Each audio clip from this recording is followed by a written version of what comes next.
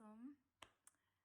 This is going to be session 3 of All Things Shining, Finding Meaning in a Secular Age, where we go through this particular book by Professors Hubert Dreyfus and Sean Dorrance Kelly. As I mentioned before, Professor Dreyfus passed away a few years ago. But Professor Dorrance is still alive and well. So anyway, we've been going chapter by chapter. Unfortunately, I had to have a break in between for some unforeseen life events, and to give those their space.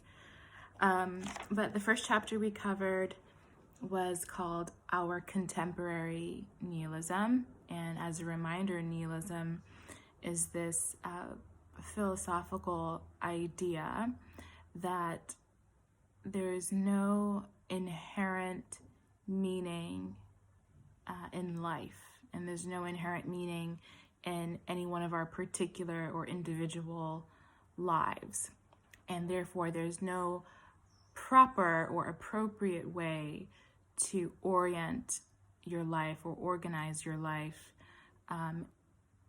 because how could there be if there's no meaning undergirding it all? So nihilism is this idea that has become quite pervasive, and especially in secular society, because it's no longer taken for granted that God and the divine and sacredness is at the center of society, and this is at the center of community and human life. There's a void, right? And so what do we fill that void with? Well, could be anything. Of course, as we know, people say there's a God-sized void, which means nothing else can actually fill it, because it's only meant for God to hold that space.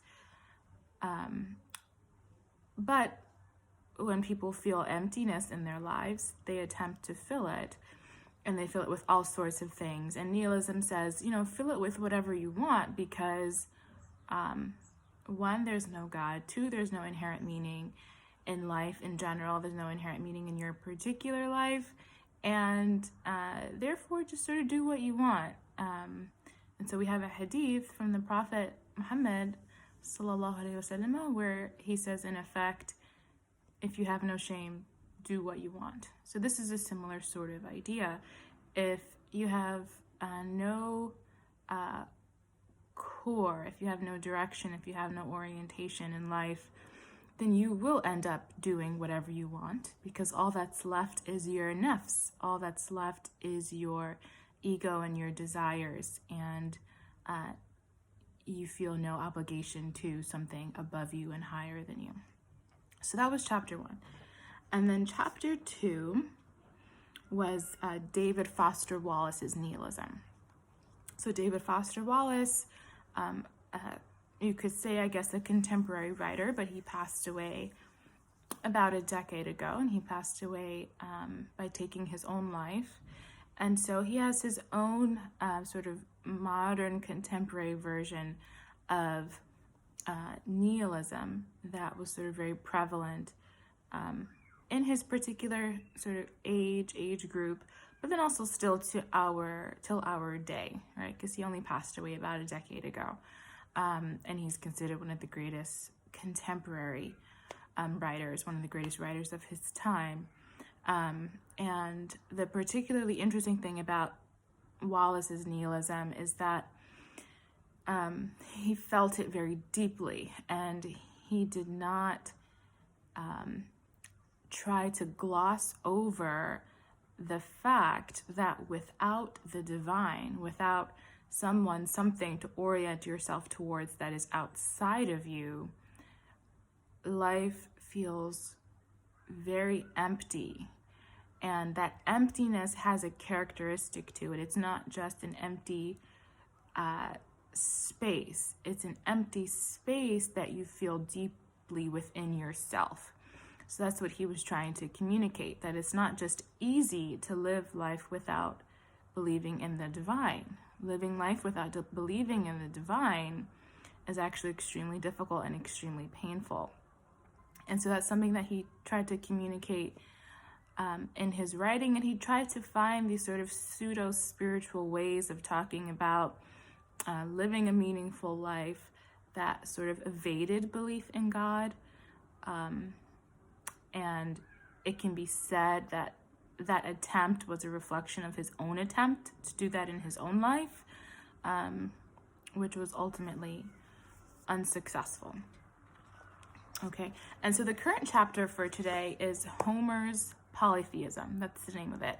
So in this chapter, they talk about Homer and how he represented the values and the defining characteristics of the ancient Greeks, at least the particular ancient Greeks that he was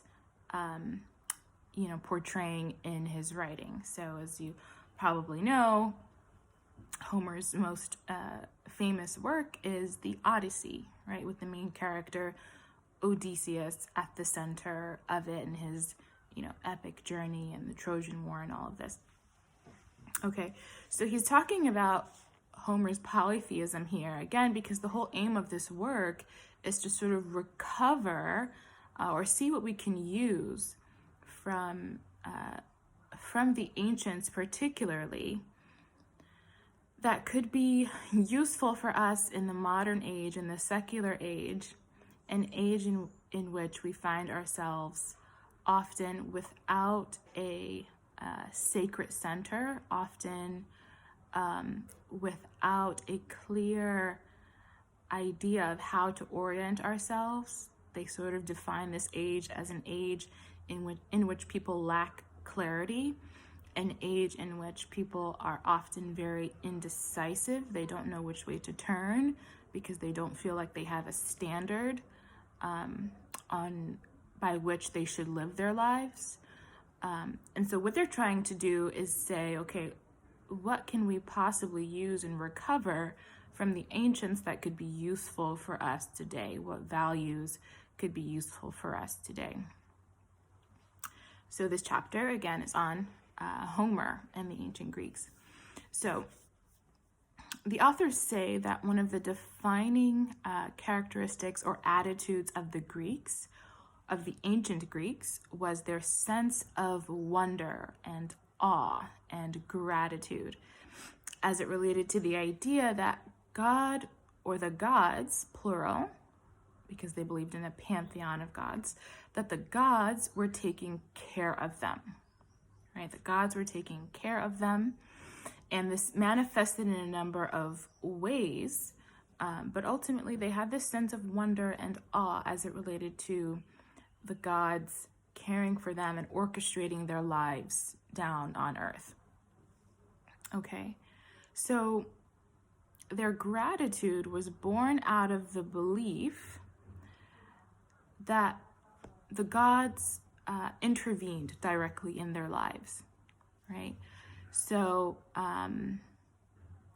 you might remember, like in high school, if you covered this concept in like an English class or a literature class, there was this concept in literature called Deus ex machina.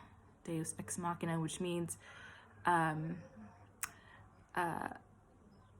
it means essentially that God, or a God, appears in an event happening in human life and directly puts his hand on it and sort of moves the chess pieces in a way that is favorable to a certain side, right?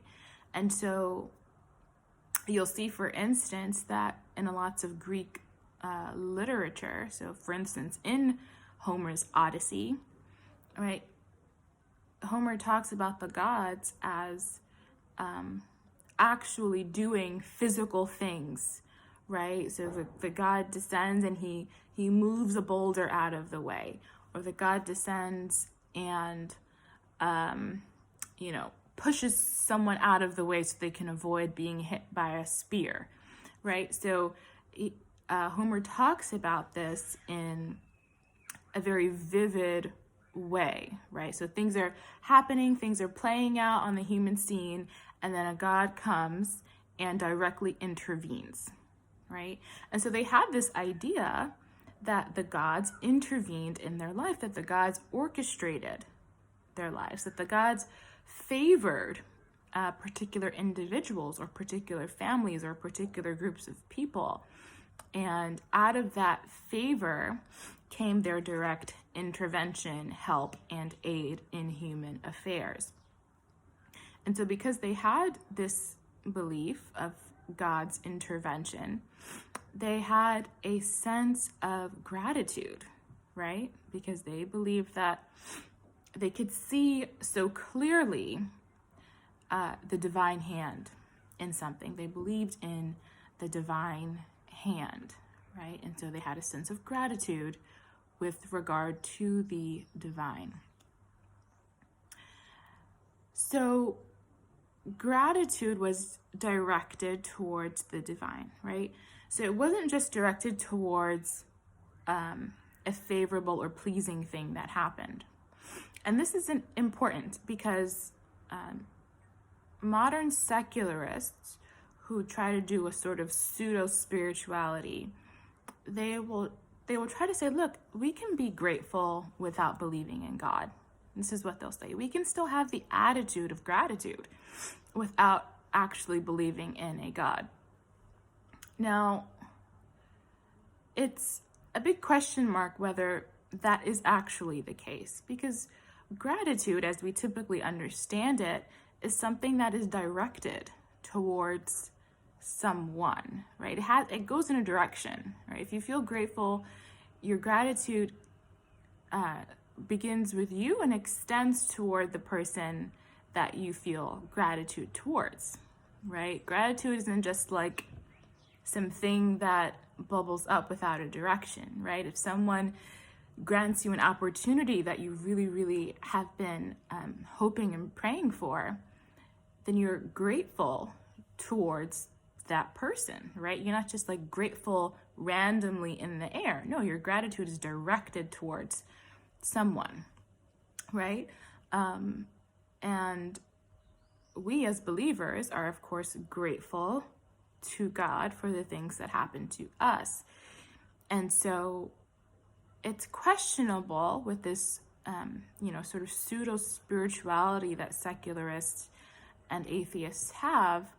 Can you actually be grateful? Because as we understand it, gratitude is directed towards God ultimately, and then also people indirectly if God uses them as the sebab, if God uses them as the means, right? We're thankful to God and we're thankful to people as the directive of our Prophet, sallallahu alaihi wasallam, right? But without having the divine in the picture to actually direct our gratitude with, what is left to do with the things that we're pleased with? So I think actually that it's more likely that you can't really be grateful in the true sense without an understanding of the divine. I think you can be pleased with what happens to you, right? You can be pleased and satisfied and happy with a good thing that happens to you. But gratitude is something that you have to direct, right? And so for the Greeks, the ancient Greeks, they directed their gratitude towards God, plain and simple. And, of course, they had many gods in their pantheon, and they were also very clear about which God they were grateful to when, right? So if they were, if they were in some sort of heated or let's say, here's a good example. Let's say there's a scene where someone needs to get past a guard, right? They need to get past a guard to go somewhere, fulfill some sort of objective. If they happen upon the guard and the guard is asleep, well, then they're grateful toward the god of sleep, right? So they had even a god of sleep, right? So they were very clear about the direction of their gratitude, right? It's directed towards the gods. And if we think about it for ourselves, it could be like you're grateful towards God for manifesting a particular attribute, right? So you're grateful towards God for his mercy. You're grateful towards God for opening up something that was closed. You're grateful to God for closing something that had been opened, right? So when you're directing your gratitude towards God, you're even directing it very specifically, or I should say you're calling to mind very specifically those attributes, those names of his that were manifested in that moment, right? Ya Fatah, right? If you're glad, if you're grateful for God having opened up something for you, Ya Fatah. If you're glad for God having made something light, right, and lenient on you, Ya Latif, right? So we can see how it sort of is a similar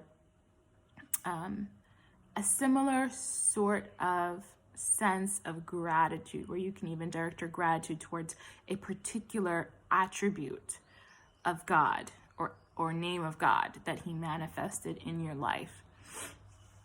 Okay, so that's gratitude. And again, they're grateful because they believe that God cares about them, right? So this is definitely something that we can relate to as Muslims. The idea that God is a personal God who cares about us, who is invested in us, who sustains us in every moment of our existence, right? Who has a hand in everything about our lives, who puts signs around us to direct us and guide us, right? This is an idea that as Muslims, we can absolutely get on board with. Okay, and so, the next aspect that we can talk about of the ancient Greeks, they had a reverence and a love for the power of the divine in their lives, right? So they had this recognition of what we might think of as the Jalali aspects of Allah and the Jamali aspects of Allah. So they had a sort of quiet reverence because they understood the power of the divine in their lives. And they also had a love and an affection for the divine because they recognized that the divine cares for them and that the divine intervenes, as they would put it, in their lives. They also believed that the best things a human being could produce in life are those things which so clearly had the mark of the divine on them. Meaning, if you achieved something truly excellent in their view, it would also be self-evident to them that the divine did that for you. The divine clearly had a hand in you producing something so excellent. That was their worldview, that the best things a human being could achieve are those things which could not have been achieved on their own, right?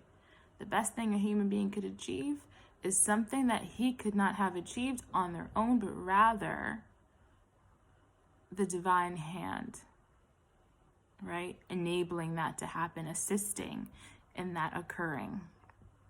That was another one of their beliefs. And at the core of what they believed a human being was, a human being's distinction in the world, is this idea that a human being is one who is capable of attuning themselves to the divine. A human being is one who is capable of being sensitive to the divine and sensitive to what God wants for them, what God is calling them to do and to be in their lives. And the more that one can attune themselves, the more attuned one is to the divine, the more in relationship one is to the divine, the more complete, the more excellent of a person he or she is. And so we can think of this as something like the signs of God, right? The attuneness, so being attuned to the signs of God, the ayat of God, right? Because we know in the Quran, one of the greatest themes in the Quran is the idea of signs, the ayat, right? The ayat that are everywhere, right? So Allah talks about ayat as it relates to natural phenomenon. He talks about it as it relates to, the rising and the setting of the sun, the orbiting of the planets, how the earth is maintained, how the animals are sustained. He talks about all of these signs, right? These signs that are everywhere. And what are signs for, right? Signs are to give you directions as to where to go, right? And the signs really that Allah subhanahu wa ta'ala is talking about, these are signs for human beings.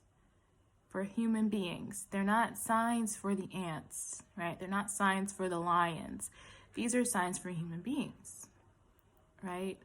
And if God is saying there are all of these signs, by implication, that means that human beings are those who are capable of recognizing and reading God's signs, right? And the more that you're capable of doing that, the better you get at reading God's signs, right?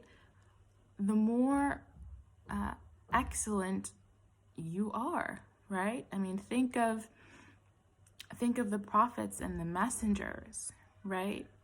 They were so attuned to what God was calling them to do and calling them to be, right? They could see the signs. They could read the signs, right? And one verse, for instance, I'm not sure how many verses there are in the Quran where God talks about reading his signs. I mean, like I said, it's one of the most prevalent themes, right? But one verse, which I think is so beautiful and so telling, is this one, and I'll read it from here. It is سنريهم آياتنا في الآفاق وفي أنفسهم حتى يتبين لهم أنه الحق أولم يكفي بربك أنه على كل شيء شهيد. So we will show them our signs on the horizons and in themselves until it becomes clear to them that it is the truth, or that he is the truth. Is it not enough that your Lord is a witness, a shaheed, over all things? So Allah subhanahu wa ta'ala is saying in this verse, I'm going to show you the signs, my signs, in yourself and outside of yourself, until it becomes clear to you that it is the truth, or that Allah is the truth. Now, this is so telling because God is covering all the bases here. So in other verses, he's specific about, I'm going to show you the signs, in the movement of the stars, to show you the signs in the position of the stars, show you the signs in how the animals are sustained. In this verse, God is saying, I'm going to show you my signs in yourself and outside of yourself. Well, that covers all the bases. Because that's all there is. All there is in you and outside of you. That covers everything. Meaning there are signs of God in absolutely everything you see. Absolutely everything around you and inside of you, right? In you, there is a sign. There is an indication to you of God's existence and of God's care, right? Because everything, yes, points to the fact that God exists. It also points to the fact that God is a personal God who is constantly sustaining us, right? And this is important, because this is the difference between a personal God, belief in a personal God, and belief in an impersonal God, right? Because they position you very differently in the world. If you believe in a personal God, you believe in a God who is constantly sustaining you and caring for you, and who ultimately wants what's good for you and is putting in your path those things that are for your best interest, right? So we have the hadith of the Prophet alayhi salatu wasalam, where he says, how miraculous, how wonderful is the affair of the believer. Whatever happens to him is good for him, right? So that's our belief. God is a personal God, and he has made it so that everything that happens to us is good for us, right? Everything that happens to us is good for us. If we believed in a God who was not a personal God, who simply put the world in motion and was hands off, right? Or he has no care for what happens to us. It's just he's just letting it all play out, whatever that would mean. That would make our orientation towards God very different, right? Because a God who simply created you and who has no care for your outcome is not a God you feel particularly connected to, right? It's not a God you would feel compelled to worship. It's not a God you would feel compelled to, revere, or that you would even want to be in relationship with, because it's clear that God is not interested in being in relationship with you. Otherwise, he would have sustained you and cared for you, and not just created everything and let it all play out, right? So the ancient Greeks, they had this idea that God was a personal God, right? He cared. And of course, it's the pantheon of gods. So the divine, more generally, cares. The divine is personal. The divine is one you can be in relationship with. The divine is one you can pray to. The divine is one who wants what's best for you. And so even they say in this book, the authors, that in the Greek, the word for living an excellent life is related to the word for prayer.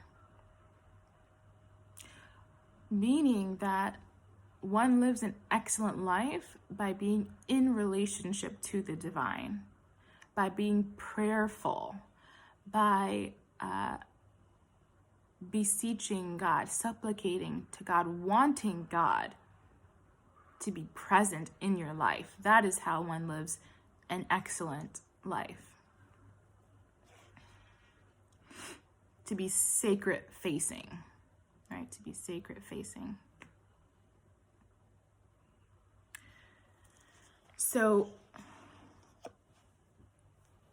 it follows then that for the Greeks, one of the worst things that one could be was an ingrate, to not have gratitude. And we can definitely relate to this as believers, as Muslims. We know that one of the worst things you can be is an ingrate, right?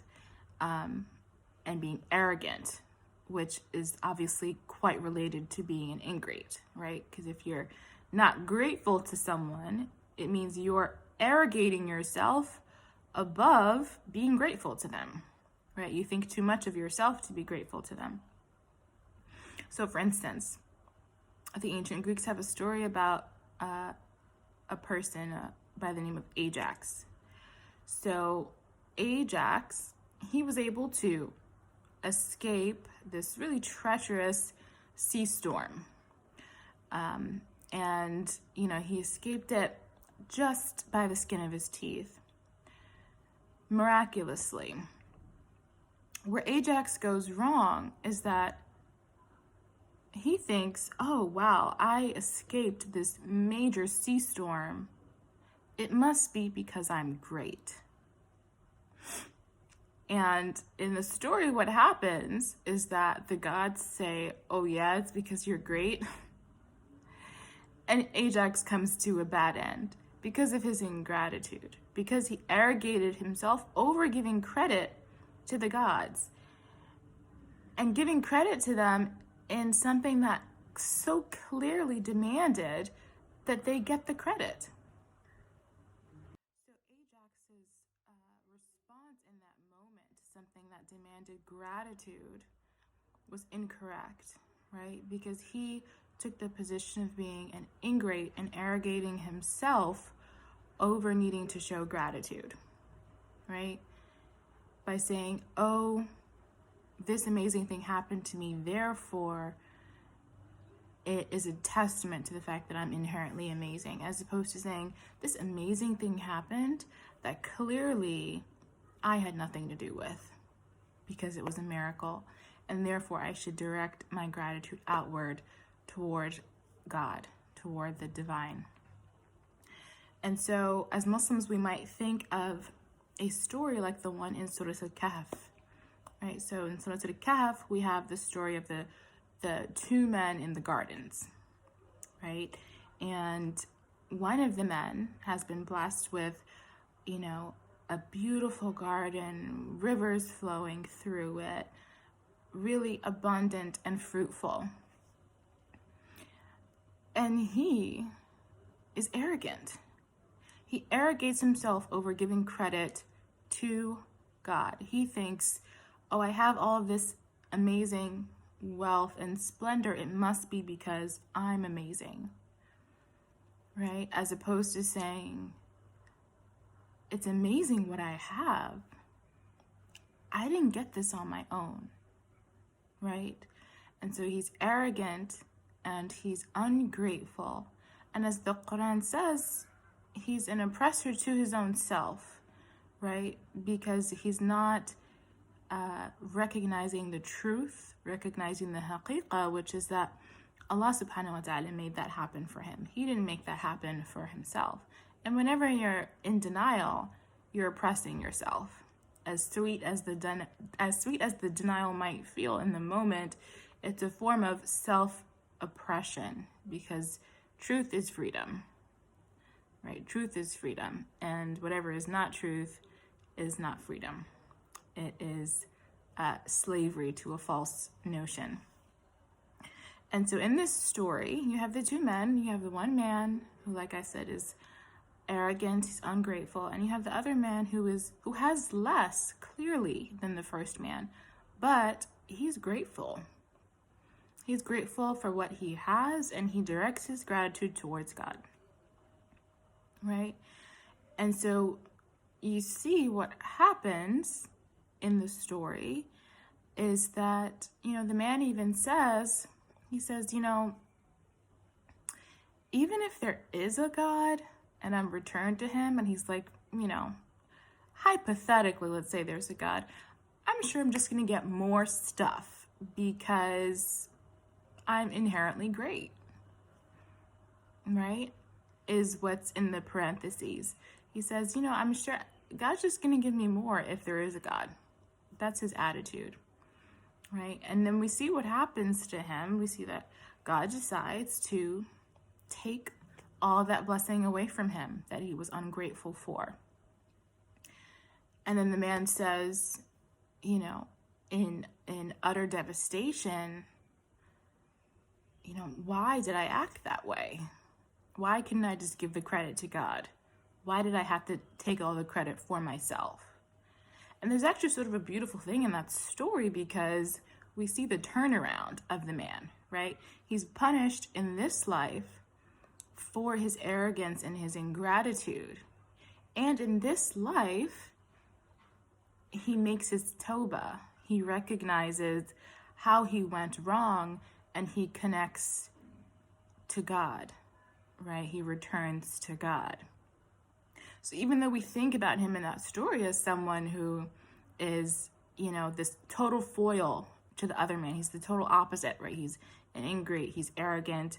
Well, Allah subhanahu wa ta'ala actually shows him on the turnaround, right? He shows him actually acknowledge that when things are taken away from him, he returns to Allah subhanahu wa ta'ala, right? But again, this is just to show that this attitude of ingratitude was considered the worst for the ancient Greeks. And we can relate to that as believers. This is considered like the worst, to arrogate yourself over giving God the praise that he rightfully deserves. And so the final point I want to touch on is, like I said before, there's a difference between believing in a personal God like the ancient Greeks did, and like we do as believers, and believing in an impersonal God, someone who just put the world into motion and left it alone. So for instance, if we want to look at the ancient Romans, right? Now, a philosophy of theirs that has become really popular is this idea of stoicism, right? This idea that, like, don't be too happy, don't be too sad, don't get too excited, don't be too fearful, right? Just try to be even. And that seems like something that's appealing to a believer, right? Because we know that sometimes something appears negative, but it can actually be good for us. And sometimes something appears like it's good, like it's something we want, and it ends up being a bad thing for us. So we know this idea of balance, right? That we don't always know the wisdom behind what God is putting forth for us, what God is presenting us with. But what we also have to keep in mind is that for the Romans, this idea of stoicism was connected to the idea of luck. They believed in luck and fortune, and their goddess of fortune is depicted as being blind, doesn't care who gets what, right? So the reason why they were able to adopt this attitude of being stoic and don't be too happy and don't be too sad is because they believed that nothing that happened to you because you deserved it or because anyone cared about it happening to you. Everything that happened is random and by luck. And so there's really no reason to be particularly grateful because there's no one to be grateful towards. There's no reason to be particularly angry because there's no one to direct your anger at, right? Everything just happens randomly. And therefore, reel it in. And so this is really important for us because I think many people feel like this idea of stoicism is something that we should adopt. It seems appropriate for us as believers. And aspects of it are in terms of reeling in that emotion and accepting the fact that you may not know if something is good for you or bad for you. But it also comes from this idea that there's something out there called luck, and it just sort of assigns things to people at random. And that's not something we believe in. We believe that you can be exceedingly grateful, and you should be exceedingly grateful and happy and glad when a blessing, manifests in your life. And we also believe that you can be sad when something sad happens in your life, right? The Prophet, he was sad at periods of time, very sad. He could also be very happy and jovial. And so, yes, we always have to keep in mind that sometimes we don't know what's best for us, but also we do have someone to direct we do have an entity, we have a God to direct our feelings toward. And so we can feel our emotions in a deeper way than the Stoics would say that we should. So that's all. I'm going to wrap up this session number 3, chapter number 3, All Things Shining. Thanks for joining. Assalamu alaikum.